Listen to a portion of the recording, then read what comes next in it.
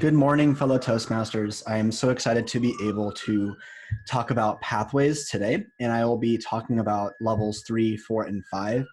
All of us have had the wonderful experience of having other fellow Toastmasters talk about the previous two levels, and I'm excited to be able to talk about the last levels so that you can complete your entire pathways experience and feel comfortable about actually doing it for some of our other members who have been using the paper book.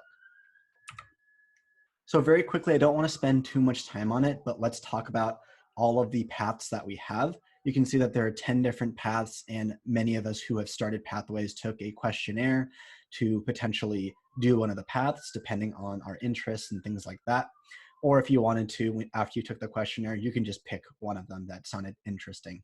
And it's going to be important which path you do choose for the levels 3, 4, and 5, and I feel a bit more than levels 1 and 2. You start kind of diverging more specifically to the paths that we have. So what is different from levels 3, 4, and 5 compared to 1 and 2? It's interesting because 3, 4, and 5, I'm able to bracket them all together because they're actually fairly similar, but they are very different from levels 1 and 2. Where 1 and 2 are more similar, all the paths are similar to each other. 3, 4, and 5 is where it starts diverging off. And very specifically, what's different between 3, 4, and 5 are that there are specific speeches, projects, and goals depending on your path. There are also fun and engaging elective projects, which I think are really cool, and you're able to challenge yourself with these elective projects. And there is also increased difficulty in preparing and presenting your speeches as you're developing fluency with your speaking abilities. So let me go ahead and go into each one of these three categories in a little bit more detail, and we'll use some examples so that you guys can get a good understanding of the differences. To do this, instead of looking at all 10 paths, which would be very confusing, we're going to look at just 3 paths as examples.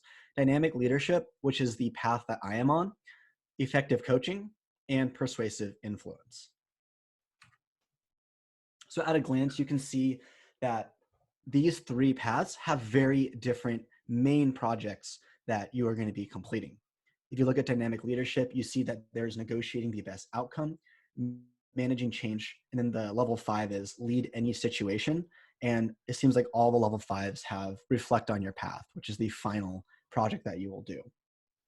You can see for the other ones that they're different, such as reaching consensus and improvement through positive coaching for effective coaching. And then for persuasive influence, we have understanding conflict resolution and leading in difficult situations. So all the projects are specific to the path you chose, which is really nice. Depending on what you feel was a growth opportunity in your Toastmaster experience, you're going to be having projects very specific to the path that you chose.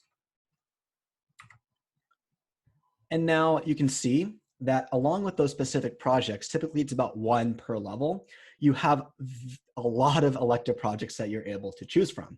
And you can see down here from this list for just level 3 of dynamic leadership, we have everything from active listening, delivering social speeches, effective body language, focusing on the positive, knowing your sense of humor, et cetera, et cetera, et cetera. There's a lot of different elective projects to choose from. And in fact, there's so many that it might even be hard to choose the one that you want to do. So you have to complete either 2 or 1 of these elective projects in order to move on to the next level. And as a comparison, I want to show you that these elective projects actually don't change very much between pathways. Between the different paths. So we're looking at dynamic leadership and persuasive influence here. And you can see that there's honestly not a lot of difference between these elective projects. Let's look at level 4 for both of them. They basically have the exact same elective projects of building a social media presence, creating a podcast, manage online meetings, et cetera, et cetera. So there's not a lot of difference. And after kind of looking at every single one of the different paths, what it seems like is that a lot of these elective projects are actually the main projects of other paths. So say, for example, you're doing dynamic leadership and you want to do one of the projects from effective coaching. That's kind of what you can do with elective projects, is you can pick one of the projects from there and be able to do it despite picking that path itself. So you can see that there's not much difference between the elective projects, but the main project that you have to complete in order to move on is going to be very specific to the path itself. The very last thing that I want to talk about is going to be the increased difficulty in preparing and presenting your speeches. And of course, the whole point of Pathways is to create a hierarchy of learning how to first present your speeches and the basic concepts of speaking, and then build off into your path and do more difficult speeches. So I want to just do a quick comparison between level 4 and level 2 of dynamic leadership. You can see that one of the level 4 projects is titled Managing Change.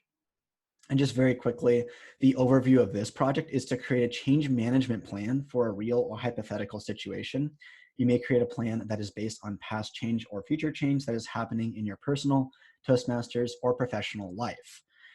The project includes, and these are the things you have to do to complete the project, are creating a change management plan, preparing for a change worksheet, and writing a communication plan resource.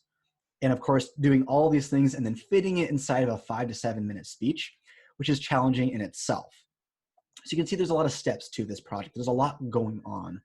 And you then compare this to a level 2 project, which is understanding your communication style, where the project includes discovering your communication style questionnaire and then writing a speech about it, which is a lot more simple, a lot more concise, a little bit more wiggle room in what you're able to talk about.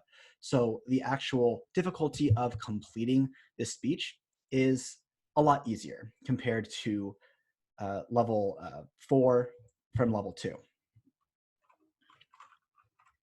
And that's really all I have. I truly wish that there was more to talk about in terms of levels 3, 4, and 5, but that's kind of the gist of it.